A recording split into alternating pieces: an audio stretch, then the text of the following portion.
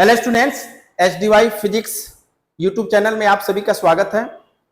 Students, इस channel पे अभी तक साइंस की क्लास 9 से लेकर 12 तक फिजिक्स, केमिस्ट्री, मैथ्स और प्लस नीट और IIT के लिए सारी क्लासेस चल रहे थे।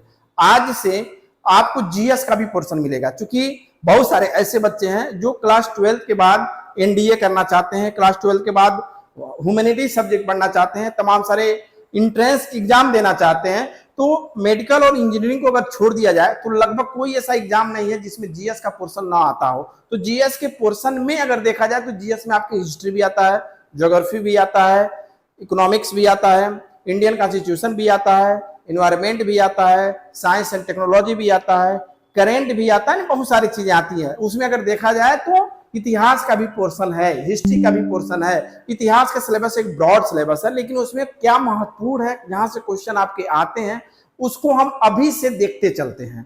तो उससे ये होगा कि आपकी तैयारी भी उसके साथ चलती रहेगी। तो आज हम एक सोचे हैं कि सबसे पहले जो मेडिवल हिस्ट्री है, मध्यकालीन इतिहास में जो मुगल काल है, क्योंकि मुगल काल बहुत ही फेमस काल रहा है, बहुत ही प्रसिद्ध काल है, भारत के लगभग 300 वर्षों तक मुगलों का शासन रहा।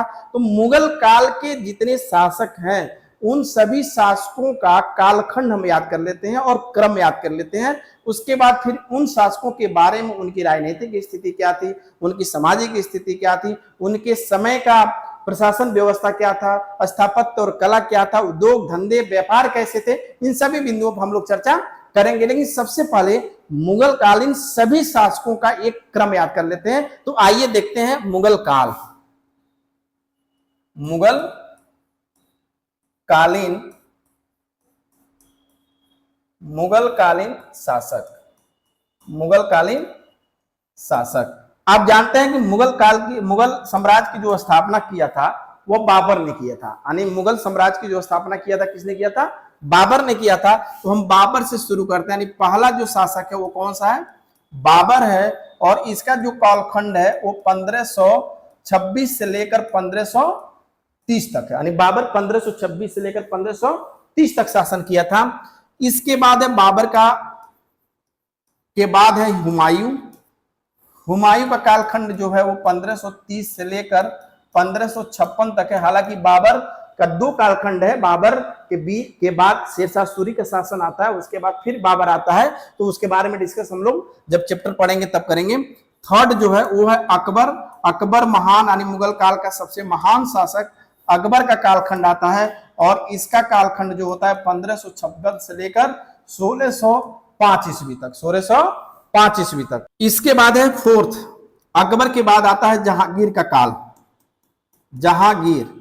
जहांगीर का जो शासन काल है वो 1605 से लेकर 1627 ईस्वी तक है। 1605 से लेकर 1627 ईस्वी तक है। उसके बाद है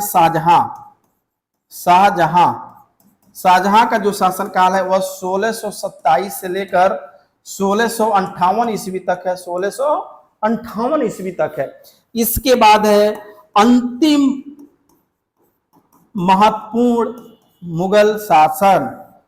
अंतिम मुगल शासन है, शासक है जिसके बारे में कुछ अच्छा कहा जा सकता है, क्योंकि इसके बाद अब मुगल काल का उत्तरोत्तर ह्रास होने लगता है। यानी मुगल साम्राज्य पतन की तरफ आगे की तरफ बढ़ता है, पतन की तरफ बढ़ता है। तो औरंगजेब अंतिम मुगल शासक है जो सबसे शक्तिशाली था। और इसके काल के बाद मुगलों का पतन शुरू होता है। और मुगल साम्राज्य के पतन का जिम्मेदार भी कहीं कहीं औरंगजेब भी था। जब हम लोग चैप्टर पढ़ेंगे तो उस समय डिस्कस करेंगे कि औरंगजेब की कौन कौन सी ऐसी नीतियां थी जो मुगल साम्राज्य के पतन में उत्तरदायी रही। तो औरंगजेब का जो शासन काल था वह था 1658 से लेकर 1707 ईस्वी तक। तो ये मुगल काल के शासक हैं। अब इसके बाद जब मुगल का उत्तरोत्तर विनाश होना शुरू होता है, उनका पतन होना शुरू होता है, तो औरंगजेब के बाद का जो मुगलों का काल है उसको हम कहते हैं उत्तरकालीन मुगल। क्या कहते हैं?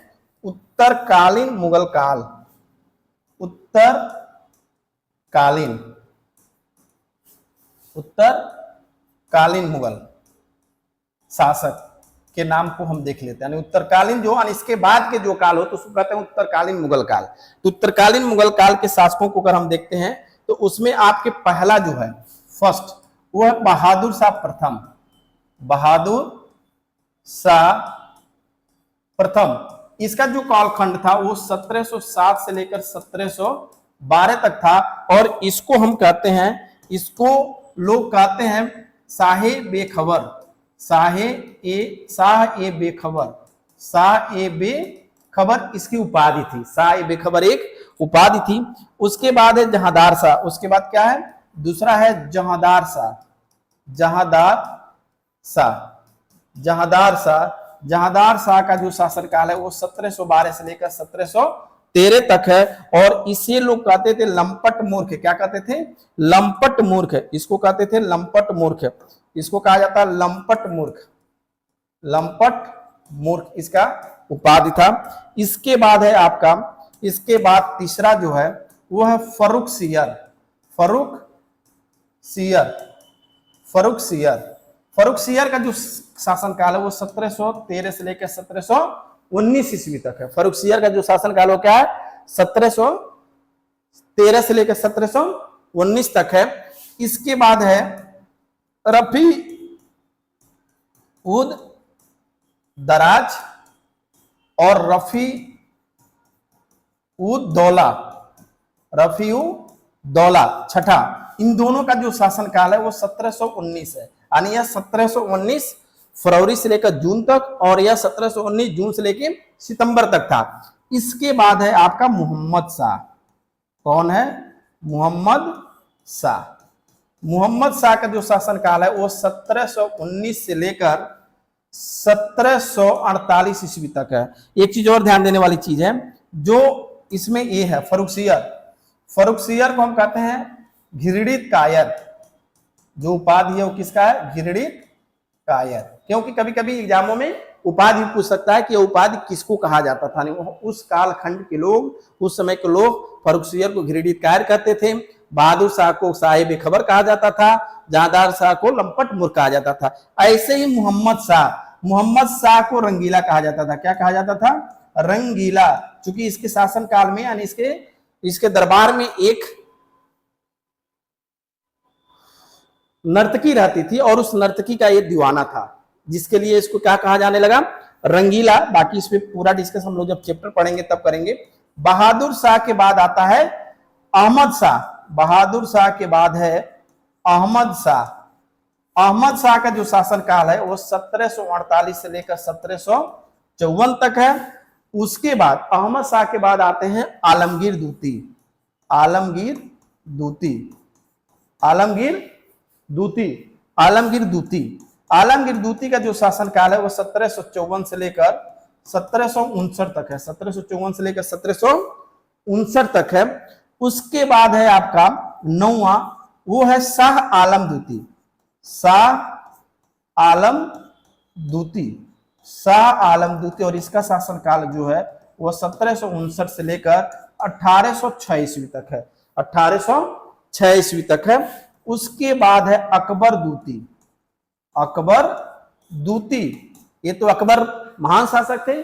दूसरा उत्तरकालीन मुगल काल में अकबर दूती आते हैं और इनका जो शासनकाल था 1806 से लेकर 1837 तक। और अंतिम मुगल शासक जो आते हैं वो होते हैं बहादुर शाह जफर, बहादुर शाह दूती, बहादुर शाह दूती, या इसी को हम बहादुर शाह जफर भी कहते हैं। और इनका काल जो है वो 1837 से लेकर 1858 तक, यानी ये अंतिम मुगल शासक थे। इनके बाद मुगल काल समाप्त हो जाता है और पूरा भारत की शासन व्यवस्था 1858 के अधिनियम के बाद ब्रिटिश शासन के अंतर्गत आ जाता है।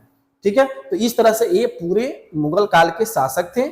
मुगल कालीन शासक, इसको कहेंगे उत्तर मुगल कालीन शासक। इन शासकों का क्रम एग्जामों में क्या है, अब पैटर्न बदल रहा है। एग्जामों में मुगलों के शासकों का कालखंड पूछ लेता है और क्रम पूछ लेता है, आरोही क्रम में या अवरोही क्रम में, कब कौन किस प्रकार थे। तो शासकों का क्रम, उनके कालखंड का क्रम याद होना चाहिए। तो सबसे पहले हम मुगल काल के सभी शासकों का नाम और उसका क्रम याद कर लेते हैं। इसके बाद एक एक शासक को बारे में, उसकी विशेषता, जो भी चीजें हैं, उसके समय के जो भी घटनाएं थी, जो भी घटनाक्रम रहा होगा, उस घटनाक्रम को हम लोग महत्वपूर्ण टॉपिक को पढ़ेंगे जो इंपॉर्टेंट परीक्षा की दृष्टि से होगा। आज के लिए बस इतना ही, धन्यवाद।